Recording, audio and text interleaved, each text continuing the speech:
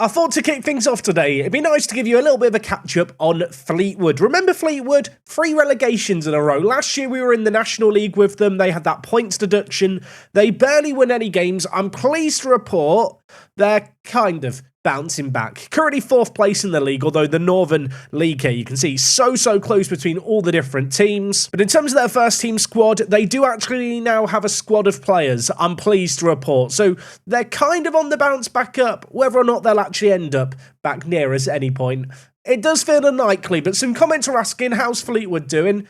That's how Fleetwood are doing. And in fact, another team that we should probably talk about is Luton Town, a team that started this season in administration. They have come out of it, had a takeover. They have overcome some of the negative points that they were given to start the year. In fact, you can see here, they're now down in 18th place in spite of starting on minus 12 points. There is a reason I'm talking about Luton. That reason is a transfer which I realise doesn't even show up on this screen. Now, Jake Garrett is a player who I've had in the first team. He's been our starting left-back. However, he will be leaving in January to join Luton Town for £7.5 million.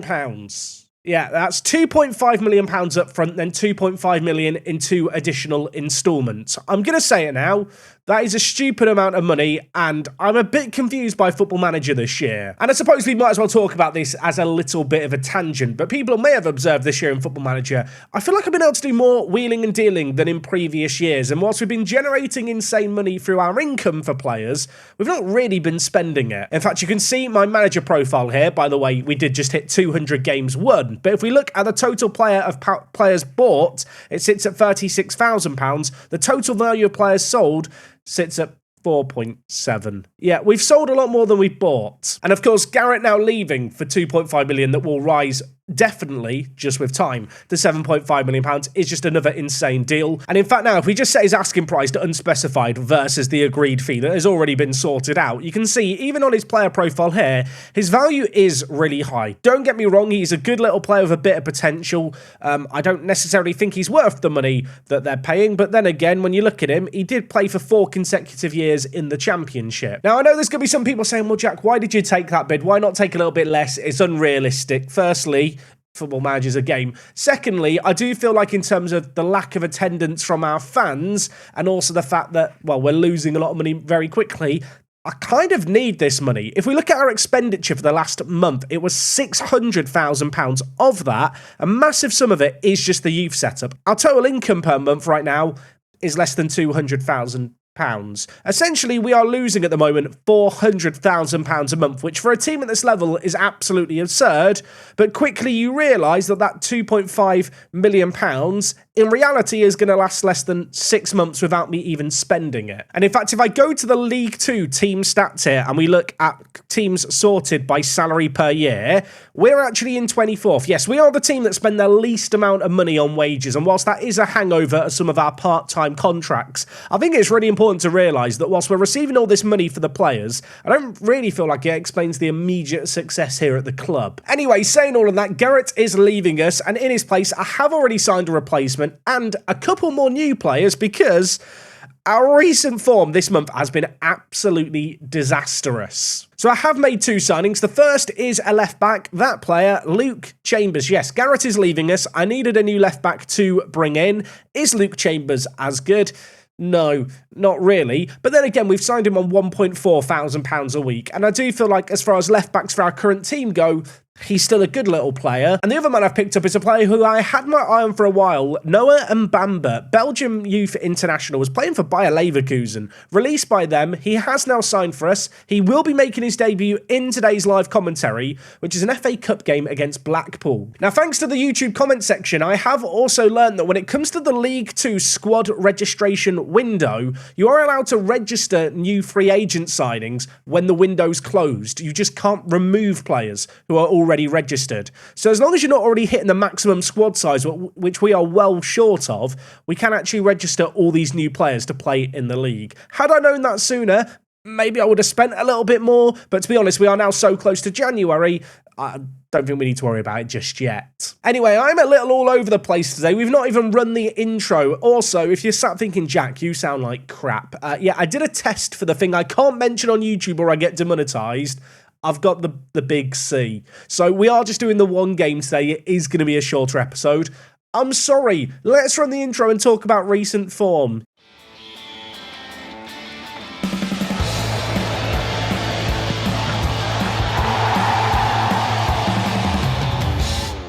Yes, folks, how is it going? Welcome back to episode number 40 of Park to Prem. Technically, it's the 41st episode of the series, because episode 1 was us finding a job, and then episode 1, number 2, was us at Rugby Town. I digress. It's the big 4-0. We're feeling old. We're getting cramps as we get out of bed in the morning, but hopefully that's not going to impact us, because I need to turn things around. Look at our recent form. Last episode, we ended things with a win against Wigan. We'd been on this sea of wins. It's all gone disastrously wrong. One of only 2 league wins we've had in the last month was here against Cheltenham. It was the last game for the month of October. A great performance. McLaughlin picking up man of the match. 2 goals from set pieces in this game. He's not quite putting in Jake Cartwright numbers, but 5 goals in 19, nothing to scoff at. The old leader in this dressing room, the man on babysitting duty, the 32-year-old, he's been very good lately. I mean, you can see from the green ratings, in spite of our poor performances, our defence hasn't been that awful, really. Now, I must admit, when you look at the form for the last month, it feels unusual, doesn't it, to see a struggle like this? And if you're thinking, is there any one thing to put your finger on that has caused this? The honest answer is not really. I mean, this game against Scunthorpe, remember a few years ago when we were beating them in the Cup? I remember that game. In this game, their goalkeeper got a 9.1 rating. He basically turned into the reincarnation of Jerzy Dudek in the Champions League final, did Harry Begonia Hare. And it was very annoying. In spite of the fact we lost, though, it wasn't like it was a disastrous defensive performance. It was just a case of Lissa decided to score an own goal. I have been rotating the team in recent games, really trying to give everyone a chance. I was well chuffed there when Lissa put in the initial tackle. Then that happened. So yeah, a little bit annoying that. If you want to find a silver lining, we're into the Pizza Trophy knockout rounds. We managed to beat Millwall in a game that didn't really matter for Millwall as they'd already qualified for the next round, but we beat them, so we're into the knockouts. I really don't care about the Papa John's Trophy, though. What I do care about is turning around our league form, and after a splutter against Scunthorpe, I thought maybe it was just a little blip. You know, a win against Walsall, 4-2, great performance in this one. Goldsmith with a couple of goals, Soonsup Bell with a goal as well. And then this run of games happened. 1-1 against Tranmere. And Ngoma rescued us a last-minute point in this one as well. Tranmere Rovers took the lead just inside the 69th minute. Not going to blame Keeley for that one. And yeah, in the end, Ngoma to the rescue. A player who I feel like has lost his clutch factor over the last 12 months or so. I feel like I've not really bigged up Ngoma much recently. He turned up in this one. So that was 1 point rescued, and I hoped we might be able to get a few more points against Crewe, a team right up there in the promotion spots, battling towards the top of the table. As you can see here, Soonsup Bell missed a penalty for us in the 89th minute. Prior to that, it had been an awful game. I guess good defensive performance by either team, but yeah, yeah, let's not dwell on it. It's a good point, I guess. Or at least I would be saying it was a good point in the grand scheme of things if it wasn't for the next result. Torquay, League 2, should be beating them. Did not beat them. You can see across the board here, we picked up a lot of yellow cards. By the end of this game here as well, our team was really struggling for fitness. I do feel like the intensity of the season, the fixture schedule, maybe has kind of caught up with us a little bit. You can see here, November has plenty of games. The sad reality is, December isn't really looking that much lighter. So having seen that recent run of form, you might be expecting us to be way worse and further down the table than we currently are. We are still technically top of the league, but with 1 win in our last 5 league games, obviously, not very happy with that. Crewe, who we drew 0-0 against, if they win their game in hand, would go above us. Swindon Town also have a game in hand. And the reality is, what was at one point a very comfortable cushion isn't that comfortable anymore. But whilst our league form hasn't exactly been exemplary, I wouldn't mind a little distraction in the FA Cup. A run in the FA Cup would never go amiss. We knocked out League One Wigan last time out, a slightly better League One opposition today in Blackpool. They are a team that we haven't played before, but I do feel like they have a little bit more quality than, say, Wigan. I mean, Shane Lavery here is their key man, 29 years old, 60 caps for Northern Ireland.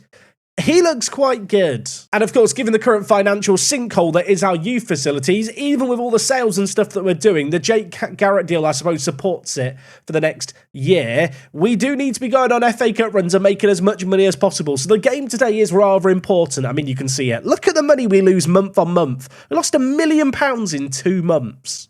I probably should be more worried about it. Now, like I mentioned, fitness levels have been a little bit of a concern, but the players are rested up for this one. And like I mentioned earlier, Noah Mbamba, new signing, gonna make his debut. The 23-year-old Belgian player is a really good player. He is joining us and kind of ousting Gucci down to the under-21s. His contract's up at the end of the year anyway. But truth be told, Mbamba here is just such a good defensive midfielder. Of course, Brodie Spencer joined us last year and has been doing that defensive midfielder role for us. Mbamba makes him look like a small child. I'm very excited to see how the 23-year-old gets on. He does come into this game with a lack of match sharpness, but in spite of that, I'm willing to take a risk on him. The rest of the team is pretty much at full strength. Okay, Mbamba, new signing, he gets the number 26.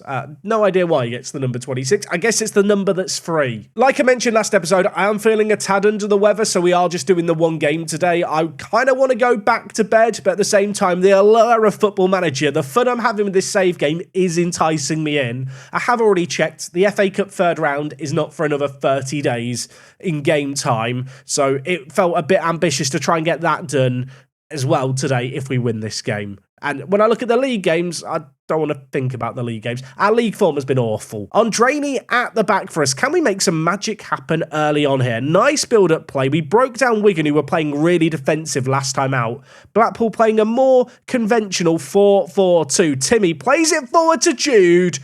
That's his 24th goal of the season. 24. He's mad. By the way, Jude has part Thai nationality. I don't know if to play for the Thai national team, you basically have to declare yourself entirely for them. I know there's some countries where you can't have dual citizenship. I do wonder if that is or isn't the case. Regardless, if we might see him forgo his English nationality to play for the Thai national team during this save game. I feel like he could probably play for them and do quite a good job in the Asian national team scene. Right, we've got one goal. Can we get another? We're trying to, well, get our noses ahead in this game by a bigger margin. There could be a chance here. Goldsmith, Jude, little 1-2. After his last finish, you would have backed him to score. That was tragic. I will say as well, I didn't realise that Jude was Thai until recently. Someone mentioned it in a YouTube video, and I was like, is he? No, I can confirm he could play for the Thai national team, I think. I know sometimes national teams have kind of weird requirements, don't they, where you either have to be based in the nation or you have to give up your other passport to play for them. No idea how it works in Thailand. Answers on a postcard. Halfway through this first half, though, and so far all the postcard and answers I'm being given imply we are on course to win this game. We should win this game. We could win this game. Will we win it? Well, another goal would help us. Garrett, leaving us for £7.5 million, forgets the ball exists there. I'm hoping Luton aren't watching, otherwise they might want to cancel the transfer. And Mbamba, the number 26, the new kid on the block, lays it to Timmy. And I mean, he's already got an assist as Timmy. That shot's just over. We're half an hour into this game. Blackpool have had 42% of the ball. Not only have we bullied them in that regard, and we're continuing to have more and more of the ball, they haven't had a shot yet. It's basically a glorified game of piggy in the middle at the moment. Blackpool have been stuck there all game. There could be a chance here. There is a chance here. Andreni, first ever goal for Rugby Town. Things you love to see. Don't know if I've mentioned it before. He's from San Marino. Have I mentioned? I've no idea if I mentioned it. He's leapt big there. He plays centre-back for San Marino because he's the tallest player in the entire country. And also, he's quite good at football. And that's probably a factor too. At the halftime break here, I mean, what is there to say? I'm kind of getting deja vu. This is very, very similar to the Wigan Athletic game. And I know on the one hand, you might be watching it thinking, Jack, there's one match today, you're dominating it. It's boring. Let's drink it in. Let's enjoy how well we are playing right now and the fact that some of these players have been with us for the last few years. I was reminiscing about this recently, the fact that players like Ricky D have been with us since the National North and continue to do well. Is Andreni going to score again? I thought for a second he was going to score again there. But no, back to the original point. Andreni's been here for a while. Ngoma's been here since the National North as well. Bradley Edwards has been here a long time. Callum Goldsmith, similar kind of period of time. There's a few players who have been in this team for 2, 3, 4 years who in reality I think could do a job with us all the way up to the Championship. I feel like last year when we did Park to Prem with Guernsey, we didn't have as many players stick with us through thick and thin. We did have to not show too much loyalty. I feel like there's going to be a chance to show loyalty here. Just like I'm showing loyalty by giving Jude the penalty after he missed one in that recent league game. He's missed another one. He's not getting the penalties anymore either. Earlier on this year, it was Shipster with the Panenka. Now it's just Soonsup Bell. We just can't take penalties. Maybe I need to go out there and just find a penalty taker specialist. I can't believe it. I mean, there is another highlight playing off the back of the penalty. It'd be very on brand for us, wouldn't it, having missed a penalty if we just score the resulting highlight. Mbamba lays it forward. Jude, Ricky D, the right back, plays it back to Jude. He's offside. He had a chance to redeem himself there, but he went too early. I was about to make some changes in this game at 2 goals up. You know, maybe it's just a chance to rotate the team a little bit. I don't feel like changing the personnel could hurt the performance all that much, given how poor Blackpool have been. They really haven't created anything in this one, and we have still been massively on top. Garrett, Ngoma, Edwards in the wide area. The number 10 moving into that channel. Few players lurking in the middle. Goldsmith is one of them. It goes all the way through. There's 3 fouls there, and then the shot goes wide. I was convinced there was going to be a penalty given. It's not been given. Okay, Ricky D's not at the best of games. I've just tried gassing him up all episode and saying how great he is. No, he's played poorly. Goldsmith as well. I'm going to take off for Norman Hamilton, who continues to be unhappy about his lack of first-team opportunities. He's going to get a chance to prove his worth here. We do have one more sub. I'll save it for now. I feel like I should point out at this point, we've had 25 shots in 68 games. In 68 minutes, rather. My brain's still not functioning. I'm going to blame it on the fact I'm ill. That header's gone wide. We really should be 3-0 up in this one. I will say, at least Jude Sunsabella's got the football manager bingo. Goal scored, goal disallowed for offside, penalty miss. It's the worst bingo ever, but I mean, he's going to claim it's some kind of achievement. Hamilton, Ngoma. Can Ngoma do something? Nearly. I feel like the keeper had it covered. Okay, Timmy is over the corner. Outswinger towards the centre spot. It's half cleared away, and then Mbamba just decides to push a bloke in the back. Of course he does. Have just taken off Mbamba following on from that pushing and the fact he's not match fit. Brody Spencer's come on, hasn't had to do anything. We've won 2-0, so now their goalkeeper's got man of the match. Yeah, I don't get it either. I mean, given our recent league form, this is a mighty big relief. Our league form has been awful. Maybe we're just an FA Cup team. You know how some teams, they're like big match teams, or they're I don't know what other kind of teams there are, but maybe our thing is just the FA Cup. It must be the theme tune. All the players grew up listening to the FA Cup theme tune. And if you're sat thinking, Jacket, what is the FA Cup theme tune? One day you'll get to hear it from my angelic vocal cords. Today's not that day. Okay, so whilst that is a very, very good result, I am still concerned about our league form. We knew we did have this difficult run of games, and there were some tricky games in here. I talked about that last episode. Did feel like the run of games we had in September and October maybe were a bit of a false reading, with some fairly winnable games in there. The December schedule is upcoming, and it is thick and fast. We have Crewe in second to take on a second time, as well as Swindon in third. Depending on how the league form is looking, may well come back for a double header against Crewe and Swindon. Of course, the FA Cup third round also lurks in December. I guess the other thing to consider is how I'm actually feeling tomorrow, because I'll be frank with you, right now I feel crap. I don't know if I sound it, but yeah, it's not great. Anyway, before going to bed, editing Jack Caster, he's also got infected, by the way, but he also needs to go and run away and edit this video, so we are going to wrap things up here for today. The Garrett sale, I'll admit, it is absolutely ridiculous. Have you found in Football Manager sales are easier this year for these kind of players? I don't know if it's unique to me or not. Obviously, I only play the one save game at a time, so no idea. What I will say is, despite the fact it's some crazy money to get for a League 2 club, we are just instantly pissing it away. This is the issue of having the youth setup and training facilities we have, whilst also having 1,000 fans turn up for every game. It's a weird situation to be in. In my head, I choose to believe that the reason we don't get good attendances is because all the local populace just play for the youth teams. Makes the most sense to me. Anyway, gang, we are going to wrap things up there for today. Thank you for your support on the series. Appreciate the patience as I get back to full fitness and just recover. Hopefully there's an episode tomorrow, but if there isn't, you know why there wasn't one. I'm probably just sat in bed resting. Anyway, we'll leave things here. Thank you for watching. I'm rambling away. I'm just all over the place today. I'm going to go lay down. I'll see you guys later. I'm out.